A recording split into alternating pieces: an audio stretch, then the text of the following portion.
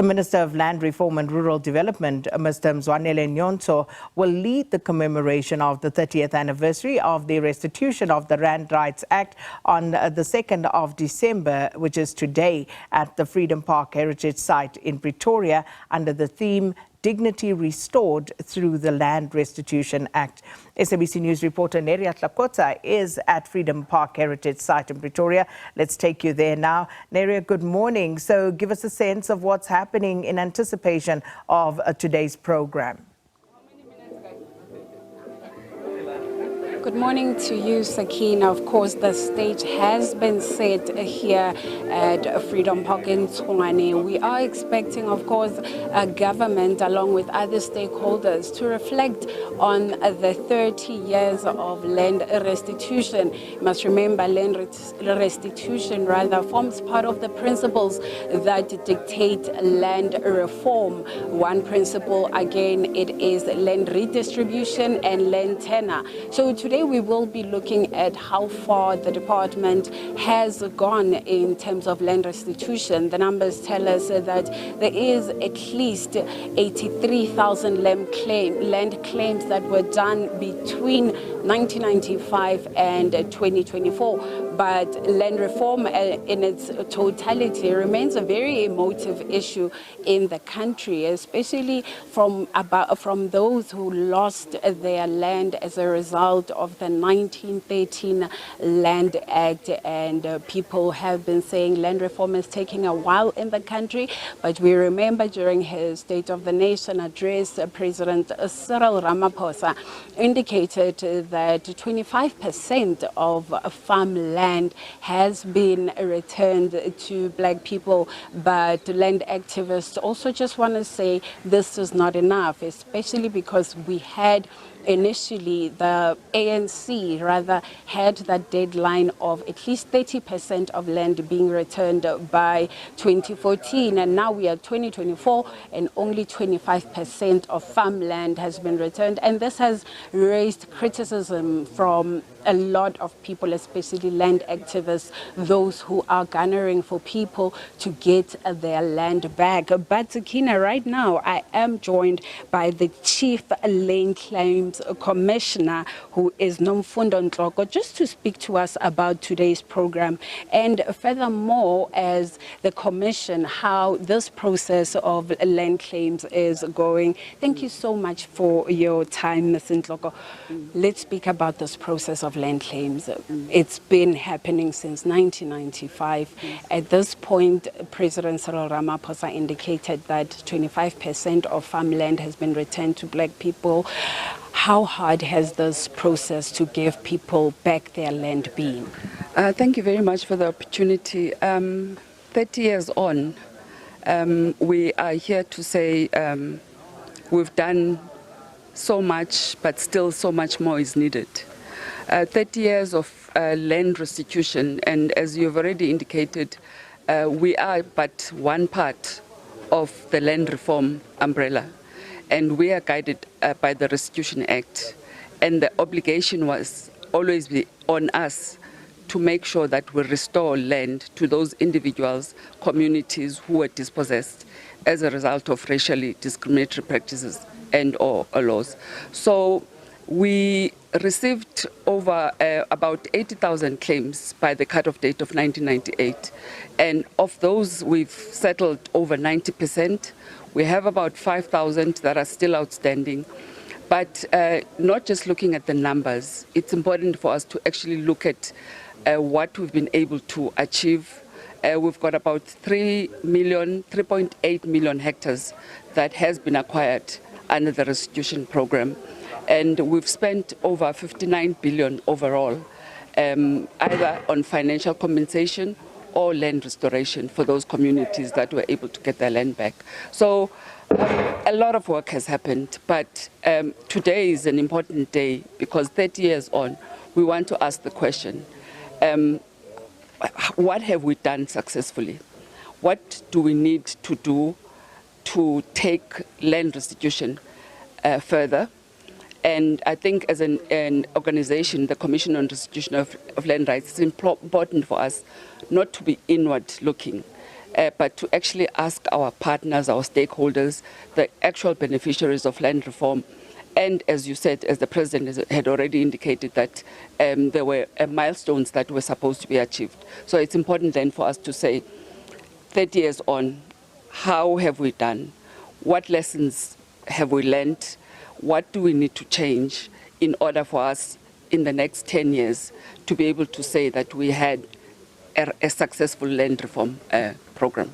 In fact, let me just bounce on that last statement where you say 30 years on, what have you learned and what needs to happen now in the next coming 10 years, in fact, to ensure that land restitution, the program itself, is successful beyond what it has done so far? I think, firstly, for me today, I don't want, as the lead of the Commission, to assume that I know 100% of what should happen going forward, which is why we have this reflection. Because I'd like to hear other experts, the community's views, private sector and so forth, to hear what are their reflections in seeing what we've done. But we're very clear about the fact that, for example, the Restitution Act was introduced in 1994, even before the PMFA, which means that there are certain things that were in the legislation that did not necessarily align to the PFMA. So those are some of the things that we have to look at. We also have to look at, for example, the CPAs, which is the Communal Property Associations, as the holders of the land on behalf of those communities, governance issues, issues of compliance, conflicts that sometimes happen in the community, the fact that sometimes we will give one farm to a broad community, which are no longer homogeneous, because when they were removed from the land, they ended up in different parts of the country. But now when we give them the land back, we have to almost recreate the community, which is no longer as cohesive as it was, because they were placed in different parts of the country. And also it's a different generation. And so the needs and the wants are different. And so we have to start thinking about going forward, how do we make sure that we create a restitution model that is sustainable, but also provides meaningful benefit to the communities and individuals into perpetuity. Because what we are about is the impact from the dignity that was taken away to restoring that dignity, but to make sure that the communities or individuals who were dispossessed in that platform are able to reflect in a meaningful way to say, yes, we were dispossessed, but when the government of democracy came, they then initiated restitution, and as a result, we were able to see acknowledgement of the pain, because sometimes we ignore that, because it's about acknowledgement of the pain and then providing some form of restitution, because I think that you can never really restore 100%, because what happened was indignity and broken families, broken communities and all of that. And so really the government of the day is but acknowledging and doing its best to reverse that legacy, but we can never say that we can meet that obligation 100%. And lastly, let's just talk about the budget that is always set aside for land reform.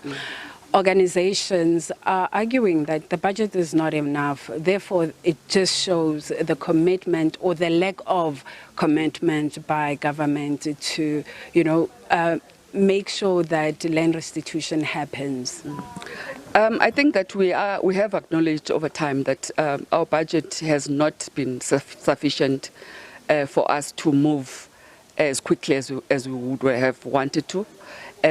As the Commission, we get allocated a budget of about 3 billion each financial year, and it's an allocation that comes from National Treasury through the Department of Agriculture, Rural Development and Land Reform.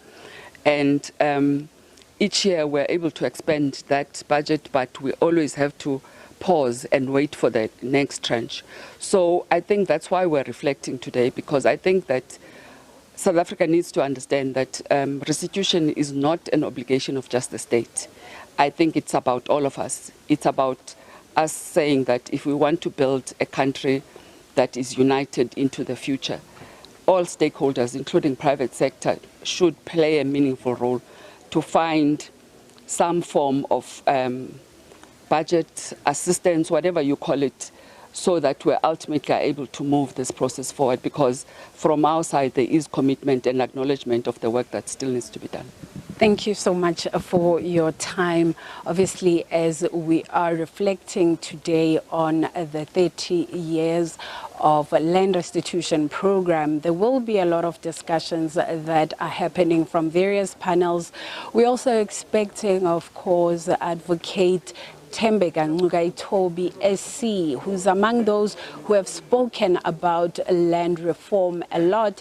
He even spoke about it in his book, The Land is Ours. So basically, one of the things that also come out of discussions about land reform is the fact, of course, that this is to bring dignity to Black people. It's not only about the land itself, but what them having the land means to them. And of course, when we also look at the numbers, they remain a bone of contention. We do know that earlier this year, during the budget vote, the minister did indicate that at least 13% of the land is now owned by women, but the numbers are still not clear in terms of how many Black women form part of that 13%. But with discussions from today and reflections from today, we are hoping to get those answers. Well, thanks so much, Neria Hlakotsa, speaking to us there from the nation's capital.